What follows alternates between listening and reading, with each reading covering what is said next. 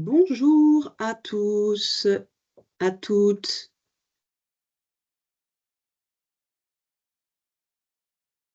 Voici venu le temps de notre webinaire. Nous sommes Bonjour à ravis tous. de vous accueillir pour ces 45 minutes avec nous. Ça monte, Aurore, hein. Les participants montent et nous rejoignent petit à petit. Ouais, super. Bon, on attend une Petite on a minute. on a à peu près 70 personnes, hein, qui étaient attendues. On va pas attendre que les 70 arrivent, mais voilà, on attend un petit peu, 1 ou 2 minutes, pour que tout le monde, nous rejoigne et on démarre. J'espère que vous avez, votre sandwich, ou votre salade, ou un bon petit café bien chaud ou un bon petit thé. Alors moi véridique, hein, j'ai mon thé. Alors, en plus, on a des personnes, des inscrits un peu partout dans la France, mais aussi à l'international. En particulier, je salue nos clients du Maroc qui nous auront rejoints pour ce webinaire. Super.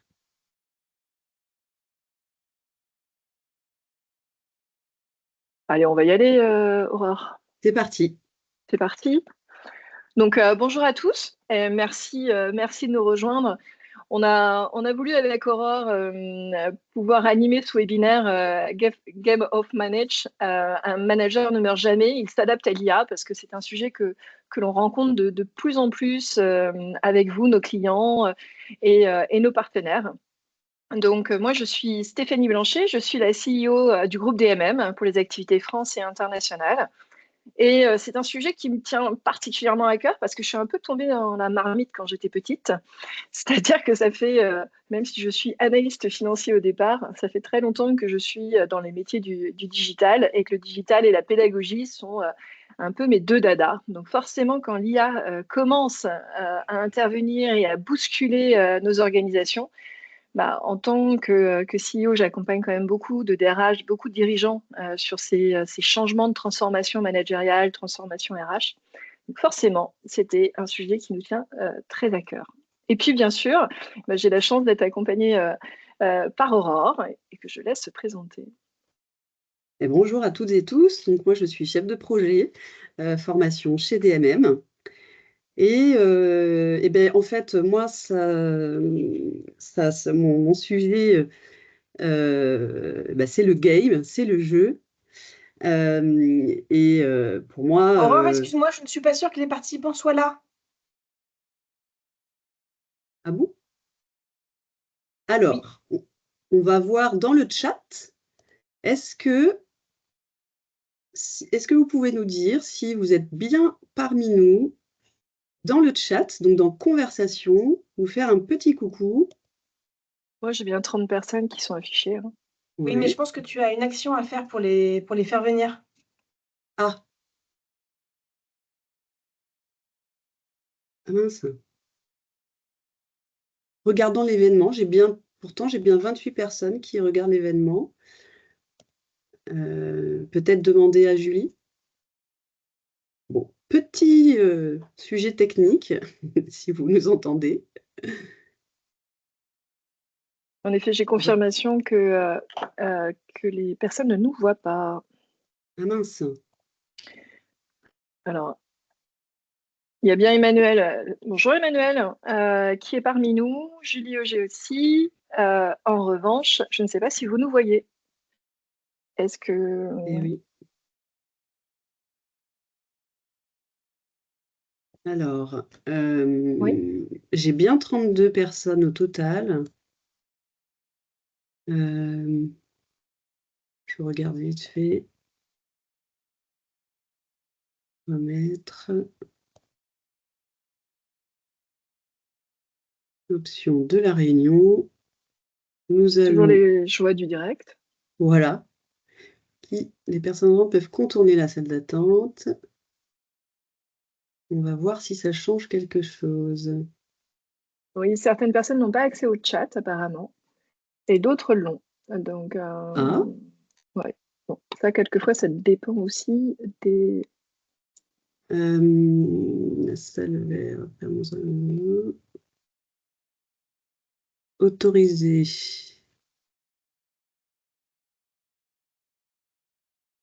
Pourtant, j'ai bien. Les participants peuvent normalement voir le contenu. C'est bon, normalement, on nous voit tous. On nous voit tous. Ah, Ça y est, super. bon, super. Super, génial. Alors, on va peut-être. Est-ce qu'on nous entendait ou est-ce qu'on ne nous voyait pas simplement? Ça y Céline. est, tout le monde nous voit. Enfin, en tout cas, ceux qui nous avaient signalé le Ceux qui problème sont nous restés. voient. Oh, super. Ok. Allez, c'est reparti. Donc, c'est à toi, hein, peut-être de se présenter et puis, Oui. de relancer sur pourquoi le game, peut-être, et nous dire Yes, donc pourquoi moi, en l'IA fait, te change la vie. voilà, moi, mon dada, c'est le jeu. Je joue à peu près tous les jours, toute seule, avec mes enfants, avec les collègues, parfois aussi. Et pour moi, les nouvelles technologies, c'est vrai que c'est aussi. Alors, c'est aussi un jeu, parfois, il y a des casse-têtes, hein, clairement. Mais c'est aussi pour ça que, voilà, on a voulu appeler ce webinaire comme ça. Et moi, c'est vraiment cette conviction que c'est celle de la nécessité véritablement de s'emparer de cette révolution techno et de co-construire ensemble autour de ça. Alors, donc, on va être réunis pour un peu moins de 45 minutes maintenant pour échanger ensemble sur le rôle du manager à l'ère de l'IA. Voilà, donc pour nous, hein, les objectifs, c'est justement d'aller explorer les différents rôles du manager avec vous et puis de voir en quoi ça va impacter, l'intelligence artificielle va impacter ces rôles. On va également apporter des exemples, partager également des outils avec vous pour aller dans un côté très pratico-pratique. Et puis, on aura un certain nombre d'interactions ensemble. Donc, j'espère que le chat fonctionnera. On aura aussi des sondages que je vous enverrai. Donc, surtout, n'hésitez pas à poser vos questions dans le chat, à répondre également aux questions qu'on vous enverra. Et donc, tout ceci jusqu'à 13h45. Et pour démarrer, eh bien, nous allons commencer par une première question qui est: que vous évoque l'IA en management? Donc, je vais vous envoyer le pause. Là, donc c'est un nuage de mots. Je vous invite à mettre un mot-clé ou plusieurs. Hein. Là, vous en envoyez un premier, puis un deuxième, etc. Est-ce que vous le recevez? Céline, c'est bon de ton côté? Est-ce que Oui. vous recevez? Voilà, super, je vois que ça arrive. Alors, qu'est-ce que vous évoque l'IA en management? Le changement. Oui. Assistant, alors là, je sous-entends l'assistant GPT, par exemple, en tout cas les assistants IA. Transformer, ouais.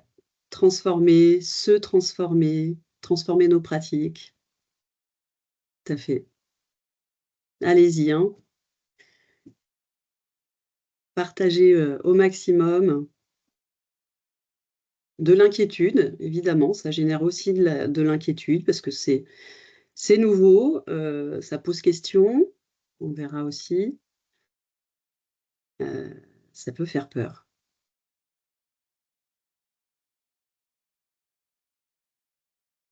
Allez, encore 10 petites secondes. C'est bon? Allez. Alors en effet, hein, l'IA en management, ça évoque plein de choses, des opportunités et puis aussi des défis et notamment celui de trouver sa place en tant que manager. Donc Ouais. Stéphanie, aujourd'hui l'IA, c'est une vraie révolution Oui, et les rôles du manager, ils vont forcément être impactés, quoi. Forcément, je dirais. C'est une révolution. Alors, on a vu la révolution Internet. Là, on parle même d'un tsunami parce que c'est encore plus fort et surtout encore plus rapide pour changer. Donc, il y a beaucoup d'inquiétudes. Comment on va trouver sa place en tant que manager? Donc, que ça soit aujourd'hui, l'IA arrive à avoir un impact sur la productivité, avoir un impact sur l'organisation, avoir un impact sur même le care management, donc sur l'information, bien sûr. Donc le manager, il va avoir vraiment une grande question, c'est bah, avant, je manageais où je pouvais m'asseoir sur mes connaissances, sur mon expertise, sur pas mal de choses. Demain, l'IA va peut-être apporter ça à ma place. Donc, ça va être quoi ma place? Et donc, il y a forcément énormément de questionnements par rapport à ça. J'en profite pour dire aussi que si jamais les personnes ne voyaient pas le pulse, c'est-à-dire le sondage, pouvaient aussi mettre leurs mots dans la conversation du chat. Donc, n'hésitez pas parce que j'ai quelques personnes qui m'ont signalé ça. Ce qui était aussi important pour nous de partager avec vous aujourd'hui, c'est qu'on le teste chez nous. C'est-à-dire que ça fait maintenant plusieurs années qu'on utilise l'IA, que ce soit dans nos productions digitales, mais aussi en termes de management. Donc, on a envie aussi de se faire ce retour de ce que l'on voit chez nos clients, mais aussi de ce que l'on expérimente nous au quotidien.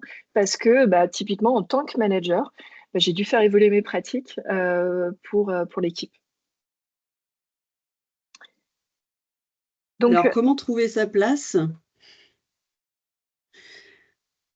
C'est vrai qu'on se dit que c'est intéressant de pouvoir comparer finalement les rôles du manager avant, après, Stéphanie.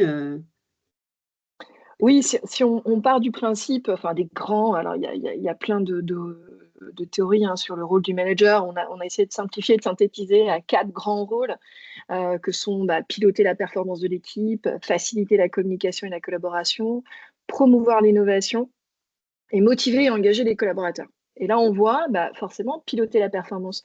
Aujourd'hui, on a une IA qui arrive dans les chaînes de production à analyser les données et donc à optimiser les performances. On en reparlera parce qu'il y a aussi des bienfaits à ça. On voit que sur la facilité de la communication, où tout simplement, on n'a plus besoin d'être sachant en tant que manager, puisque demain, n'importe quel collaborateur, et on le voit dans l'éducation aussi de nos enfants qui vont demander à ChatGPT les informations plus rapidement qu'à leur professeur. Et puis, on a sur l'innovation également, où on a un brainstorming géant avec l'intelligence artificielle. Donc là encore, manager avec l'IA va poser une question, c'est-à-dire où je vais pouvoir mettre la valeur ajoutée en tant que manager, comment je vais pouvoir apporter, moi, une valeur humaine supplémentaire pour générer. Donc l'idée, ça ne va pas forcément être de se dire comment je vais manager avec ou pas avec l'IA, parce que de toute façon, l'IA est là, elle doit être appréhendée. C'est comment je vais manager avec et sans aussi, parce qu'il va falloir que je puisse apporter, sans l'IA, la valeur ajoutée. Je ne sais pas si ça répond, Aurore, à ta question. Oui, et en effet, si je rebondis par rapport à ce que tu as expliqué, c'est finalement l'IA quand on parle de manager augmenté, c'est le terme qu'on a employé tout à l'heure, c'est de se dire, c'est un manager augmenté, mais c'est pas un manager IA, c'est un manager augmenté. Et tout ce qui va relever finalement de la relation, typiquement sur ces 4 rôles, on n'est que dans la relation, dans ce qui va rester au manager. C'est le manager qui va être en face à face avec son collaborateur pour fixer les objectifs, pour les personnaliser. C'est aussi lui qui va interpréter parfois les résultats de performance avec un peu plus de discernement parce qu'il a le contexte. Mais c'est aussi le manager qui va régler les conflits, qui va travailler ce climat de confiance qui est essentiel pour fédérer une équipe. Voilà, le manager, il va être vraiment au cœur de la relation. Oui. Oui, excuse-moi. Et c'est en effet là le principe auquel on croit, nous, particulièrement ensemble, c'est ce manager augmenté qui va permettre d'exprimer en fait tout le domaine de l'intuition, de l'intelligence émotionnelle, de l'intelligence relationnelle, comme tu le dis, Aurore. Donc, c'est là où on va avoir vraiment la valeur humaine et le côté expérience. Donc, on va voir par la suite dans le webinaire comment cette expérience, il va falloir la conforter et l'accompagner. La muscler. Exactement. Et c'est vrai que quand on dit que les rôles du manager vont évoluer, on constate que c'est pas finalement tant la technologie le sujet, mais c'est les comportements humains par rapport à cette technologie. Et généralement, quand on a, quand on a une problématique particulière, un blocage, ça vient quand même plutôt de l'humain que de la machine. Alors, comment est-ce que tu peux nous expliquer justement les bonnes pratiques, Stéphanie, vis-à-vis de tous ces changements? Alors, on s'est dit, parce qu'on l'a vu apparaître et on l'a pas mal déjà accompagné dans beaucoup de structures, c'est qu'on a symbolisé ça par les 3 R. C'est-à-dire que le rôle du manager, du digital leader de demain, enfin de l'IA leader de demain que doit être le manager, bien sûr, comme tu l'as dit, il y a ces aspects techniques. Il faut qu'il soit au rendez-vous sur les aspects techniques. Donc, c'est indéniable aujourd'hui qu'il doit prendre le temps, et je sais que c'est pas forcément facile, je suis la première concernée, à expérimenter les outils, aller sur Copilot, ChatGPT, DALL-E, etc., pour pouvoir appréhender les outils. Mais c'est pas seulement son rôle de manager, il va pas forcément être technique, comme tu l'as dit, il va se constituer de 3 R. La première, c'est réorienter. Et ça, c'est une des étapes, mais fondamentales, alors que les managers, de manière générale, devraient faire régulièrement, mais que malgré tout, la tête dans le guidon, on a un peu de mal à faire, mais c'est réorienter les missions. Demain, je dis ChatGPT, mais cette IA, elle vient bouleverser les activités quotidiennes, les activités de planification, de tâches répétitives. Donc, ça veut dire qu'on a des collaborateurs qui vont se retrouver avec des activités enlevées ou qui vont être plus rapides à réaliser. Et ça va être très important que le manager puisse réorienter les missions, comprendre en quoi l'IA de demain va pouvoir impacter le travail de ses propres collaborateurs de son équipe. Et bon, je ne vais pas donner une réponse avant tout, mais ça va être hyper important qu'ils se mettent à côté de ces équipes pour le faire. Parce que qui de mieux que les gens qui expérimentent au quotidien, qui réalisent les tâches au quotidien, vont pouvoir s'apercevoir de l'impact de ça. Donc son premier rôle, ça va être de réorienter ses missions, réorienter les missions de son équipe et de voir en quoi il peut basculer peut-être vers plus de valeur ajoutée ses équipes. La deuxième chose, c'est forcément de rassurer. Si on touche aux habitudes de quelqu'un, si on touche au travail de quelqu'un, forcément, on touche l'individu. Donc, le rôle de rassurer, de l'empathie, du questionnement du manager et de toute son intelligence émotionnelle va être extrêmement important. Et puis, la troisième chose, le troisième rôle que l'on voit très fortement, c'est de renforcer. Alors, je ne sais pas, certains ont peut-être déjà entendu parler du core mindset, mais nous, c'est quelque chose sur lequel on s'appuie. En tout cas, moi, c'est une conviction forte. C'est qu'on peut se dépasser, on peut toujours apprendre de nouvelles choses. Le manager, il va avoir besoin de renforcer les compétences de son équipe, de renforcer les siennes, mais aussi de renforcer celles de ses équipes, d'accompagner le développement des compétences et de pouvoir, je dirais, encourager les gens peut-être à aller au-delà de leurs limites ou au-delà de leur plafond de verre, comme on pourrait dire, ou de leurs croyances limitantes. Voilà. Donc vraiment pour nous, le nouveau rôle du manager, ça va être ces 3 R, réorienter, rassurer, renforcer.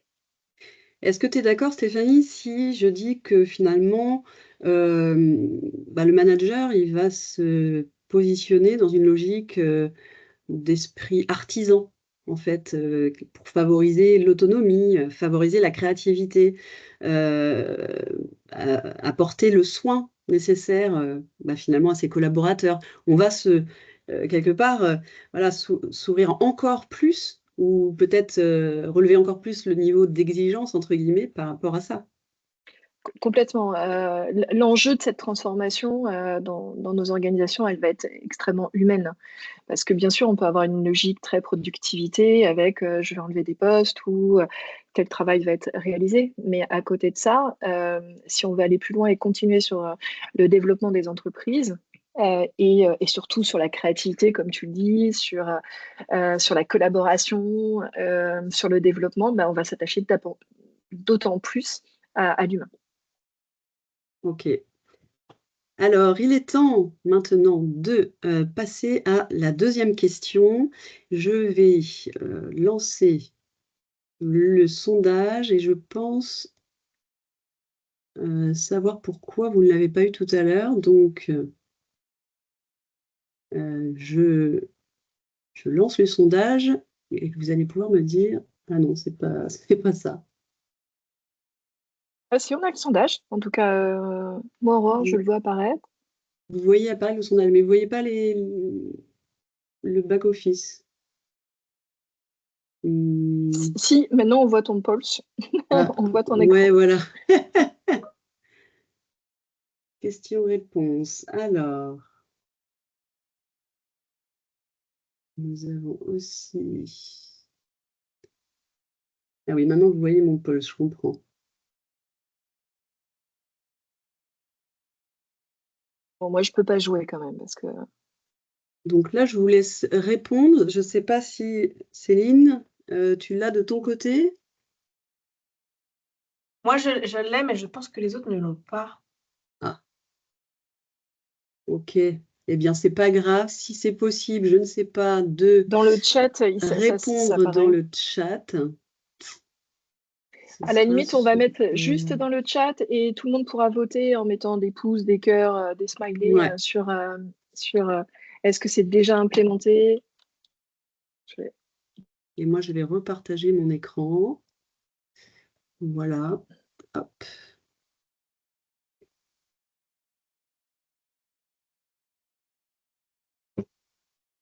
Alors, est-ce qu'on a des retours? Oui.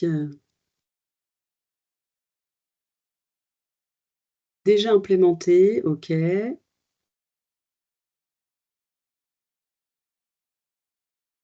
Voilà, je l'ai mis, on peut cliquer sur déjà implémenté, vous pouvez mettre des petits smileys, des petites choses ou des pouces et ça nous permet d'avoir vos votes. Ok.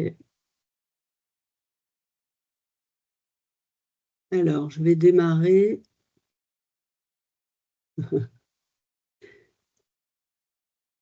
Pouvez-vous partager la position, la posture actuelle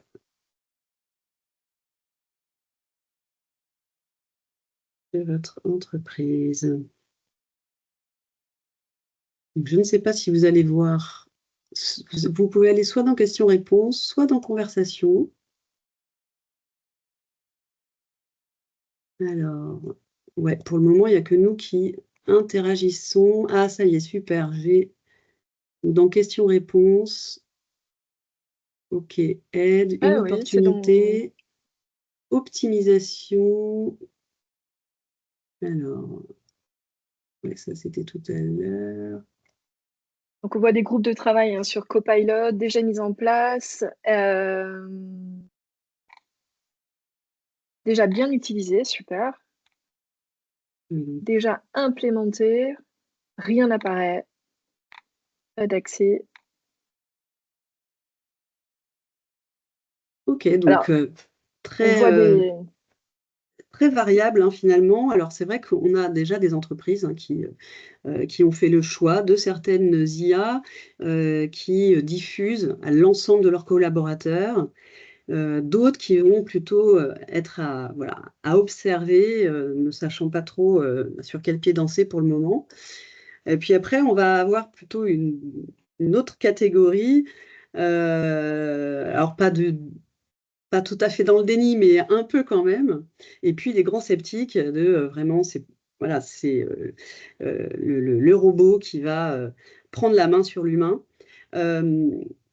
Nous, notre conviction par rapport à tout ça, c'est vraiment que c'est important de prendre le train en marche aujourd'hui parce que justement, c'est en s'immergeant, en se plongeant complètement dans une meilleure connaissance finalement aussi de ces outils, qu'on peut, en comprendre les contours, les bénéfices, les opportunités, et aussi, évidemment, identifier les risques, les défis qui seront les nôtres si on veut le faire bien, comme il faut.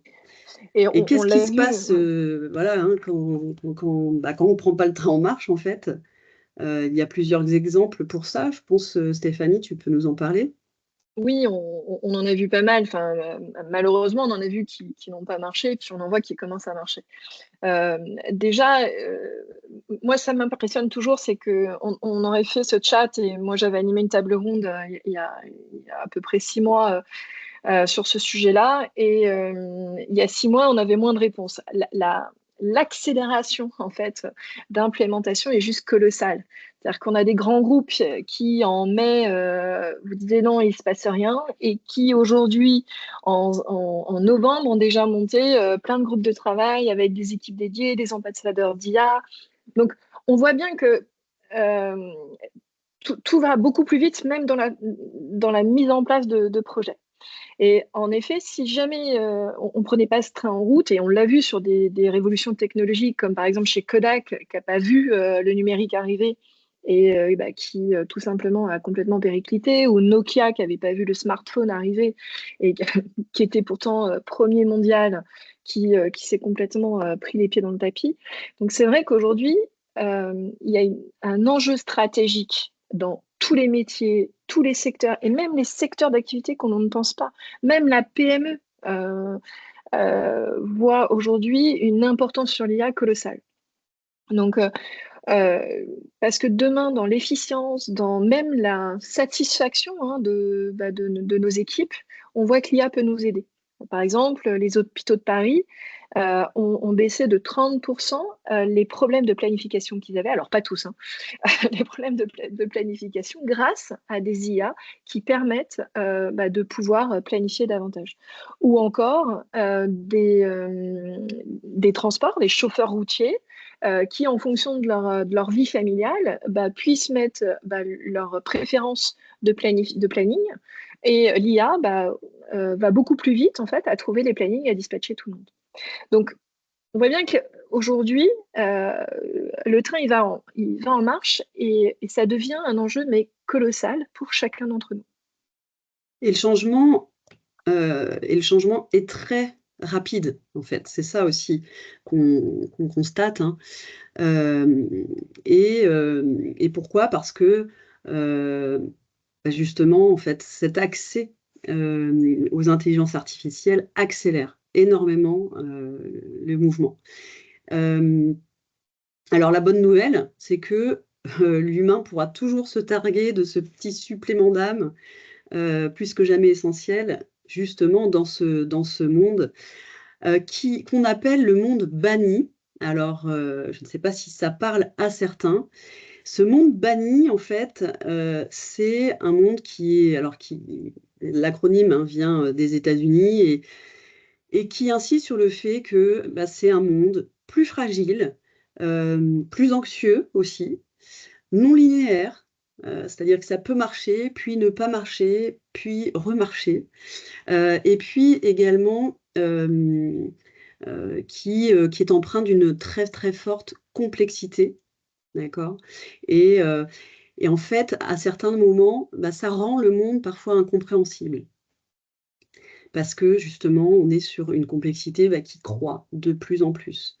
Et donc, ça nécessite de ce fait-là, une nouvelle façon de gérer le changement, d'approcher cette notion de leadership pour que ça soit adapté finalement à cette réalité. Et c'est pour ça aussi que pour nous, finalement, c'est une évidence que c'est important de manager de façon augmentée, en tout cas, voilà, de se familiariser avec ces outils qui sont les outils, même pas de demain, mais qui sont les outils d'aujourd'hui. Alors, on a on travaille beaucoup avec nos experts sur le sujet de l'intelligence artificielle. Et donc l'un d'entre eux, merci à David, nous a partagé cette magnifique slide qui indique en fait le seuil symbolique de passage aux 50 millions d'utilisateurs pour chaque produit. Vous voyez les téléphones à l'époque, le téléphone fixe, 50 ans. LinkedIn, ça a mis 5 ans à atteindre les 50 millions d'utilisateurs. TikTok, on arrive à 1 an. Et aujourd'hui, par exemple, ChatGPT, est-ce que vous savez en combien de temps on a atteint les 50 millions d'utilisateurs? On vous invite à noter dans le chat, alors dans conversation ou questions-réponses, ce qui marche pour vous, parce que j'ai l'impression que Oui, aujourd'hui, ça ne veut pas. Voilà, ça ne veut pas marcher.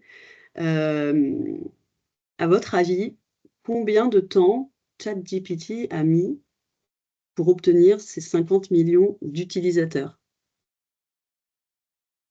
Alors, je ne sais pas si tu as moyen de voir.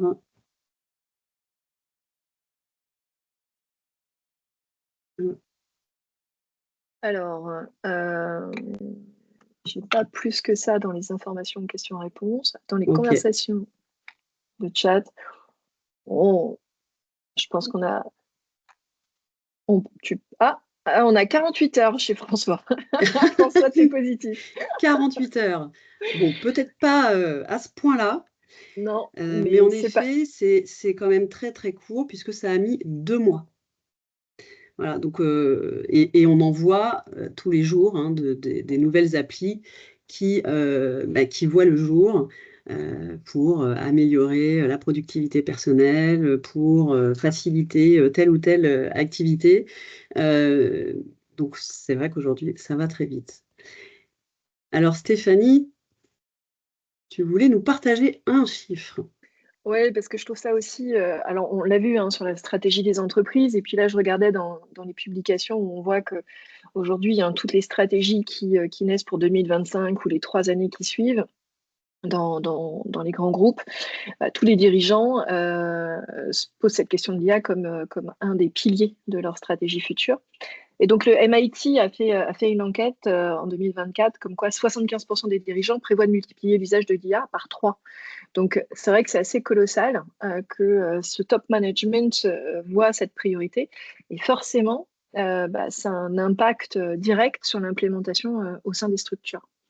Donc, quand on voit, si tu veux bien avancer la suite, on s'aperçoit que on va avoir ces grandes 3 strates en fait de managers. On a le top manager, le membre du COMEX, qui sait que il faut y aller, il y a ça, mais comment y aller et jusqu'où ça va aller ou dans cette implémentation. Là, on va se poser des vraies questions de stratégie d'implémentation. Donc c'est vrai que nous, on le voit, ce qui marche quand même souvent le mieux, et ça c'est assez général, c'est pas que pour l'IA, c'est une transformation top and down, mais dans l'IA, en fait, on a je dirais plutôt une progression en fait des deux côtés, que ça soit du top, mais aussi du down. C'est-à-dire qu'il faut que ça remonte. Parce que, comme je le disais un petit peu déjà tout à l'heure, si on ne sait pas ce que concrètement ça peut toucher sur le terrain, dans la plus petite attitude, on va manquer au côté micro, on va manquer des choses au niveau macro. Il faut que ça remonte. Donc, c'est important de pouvoir créer ces ateliers, même s'il y a du scepticisme, même s'il y a de l'inquiétude, pour pouvoir permettre de diffuser la stratégie du COMEX, mais aussi de pouvoir infuser tous les process les plus fins dans l'organisation de l'entreprise. Donc, on utilise pas mal de choses. Là, on voulait vous donner un petit tips sur les ateliers, parce qu'on voit quelquefois dans les équipes, on a des gens qui se sentent un peu submergés, qui sont sceptiques en disant nous, on ne pourra jamais changer nos habitudes, ce n'est pas l'IA qui va changer notre métier. Alors déjà, l'IA ne va pas forcément changer le métier, heureusement, mais peut-être le faire évoluer différemment. Donc, on va utiliser par exemple des ateliers comme le design thinking, avec les reformulations à How might we, c'est comment pourrions-nous. Donc c'est transformer par exemple quelques blocages ou contraintes, comme bah non, c'est pas possible de le faire, en plutôt question d'opportunité. C'est par exemple comment pourrions-nous faciliter ce changement, comment pourrions-nous faciliter notre production. Bon, il y a une question très basique que j'ai posée à toute l'équipe administrative en disant vous en avez marre de quoi? C'est-à-dire que qu'est-ce qui vous énerve au quotidien de refaire régulièrement? Quels sont les nœuds dans votre activité qui vous empêchent peut-être d'aller plus vite ou voilà, qui sont répétitifs? Et on est parti de ces nœuds-là pour pouvoir petit à petit améliorer le process. Et grâce à l'IA. Donc on voit des choses hallucinantes, hein, comme des listes enfin voilà, des images que l'on peut remettre dans des tableaux Excel, enfin voilà, des données que l'on peut plus facilement intégrer grâce aux outils d'IA. Ok. Alors ça pose aussi l'IA, ça pose aussi toute la question du rapport en fait des jeunes générations au contenu généré par l'IA. Et d'ailleurs, même pas, même des moins jeunes hein, en réalité. Finalement, c'est notre capacité à questionner ce que va nous générer l'IA. Alors, je voulais partager l'exemple de notre alternante qui doit nous écouter d'ailleurs. Ah, mais Bonjour. avec toute sa classe. Avec Donc, toute sa on classe. les salue d'ailleurs. Et à qui on posait la question, en fait, enfin, voilà, quand tu génères du contenu, des choses, est-ce que tu utilises les éléments tels quels ou pas, quoi? La réponse a été très claire. Bah oui, oui, je les utilise tels quels. Alors, c'est pas du tout un reproche, c'est simplement cette idée que finalement, le manager, son sujet, ça va aussi être d'accompagner ce cycle d'apprentissage qui est un peu challengé avec l'IA. C'est-à-dire comment passer de l'étape 1 là, du schéma, du cycle d'apprentissage, à l'étape 2. Comment passer de finalement, je suis inconscient que je suis incompétent, que je ne sais pas, là où j'ai du mal finalement à reconnaître les erreurs, à discerner. Et comment je vais passer à l'étape 2 qui va être finalement, je suis conscient que je suis incompétent ou que là j'ai des améliorations à apporter, qu'il y a des erreurs, que c'est important de corriger. Comment est-ce qu'on peut finalement travailler ça? Aujourd'hui, c'est le rôle de l'enseignement, de l'éducation et évidemment de l'entreprise de transmettre ses compétences d'esprit critique, d'identification des erreurs, etc. Et quelque part, la valeur finalement de la démarche managériale, ça ne va pas être dans la réponse, mais ça va être dans la question posée. Et ce qu'on peut retenir, c'est que l'intelligence, c'est pas dans la question, en fait. Enfin, elle est dans la question et pas dans la réponse. C'est vraiment tout là l'enjeu pour nous à ce niveau-là.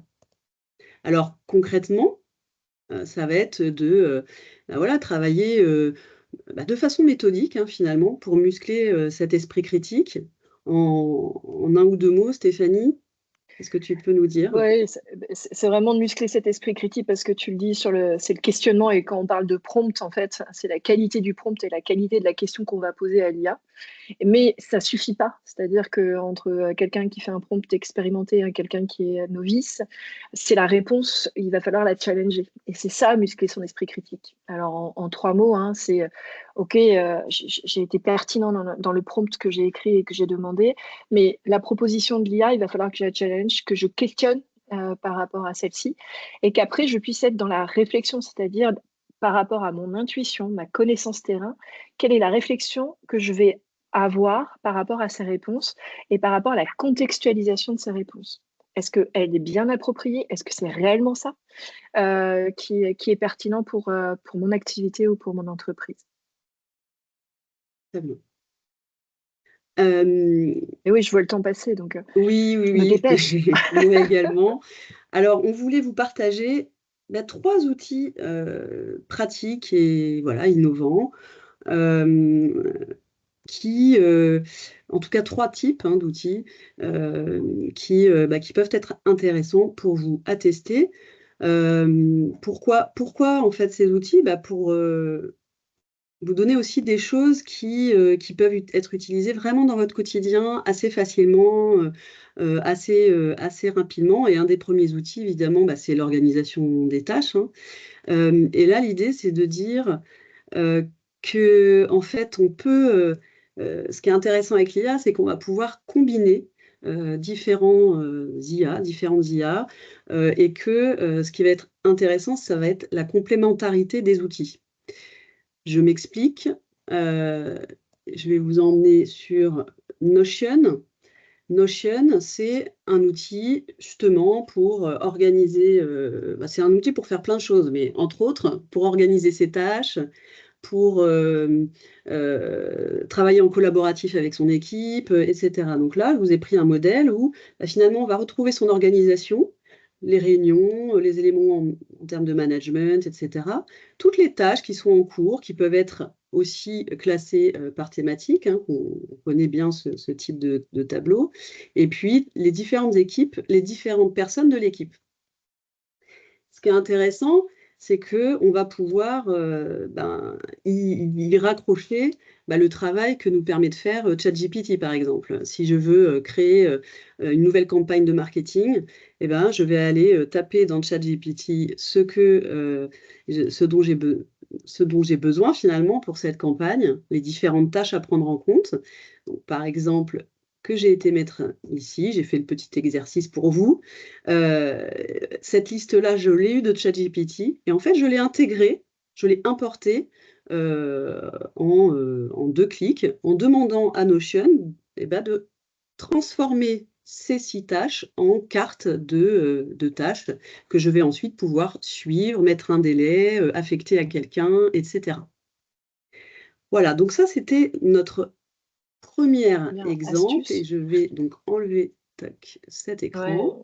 Ouais. La deuxième astuce que l'on partage dans le métier de manager, c'est que, et on voit, on parle de prompt. Alors, bien sûr, on peut se former assez facilement sur comment écrire un prompt, mais quelquefois, on a des résistances justement chez certains de nos collaborateurs qui nous disent moi, je ne sais pas écrire un prompt. En fait, ChatGPT, vous pouvez lui demander d'écrire votre prompt. Donc, on le voit que, par exemple, un jeune manager ou alors tout simplement qui doit faire un entretien d'évaluation annuel.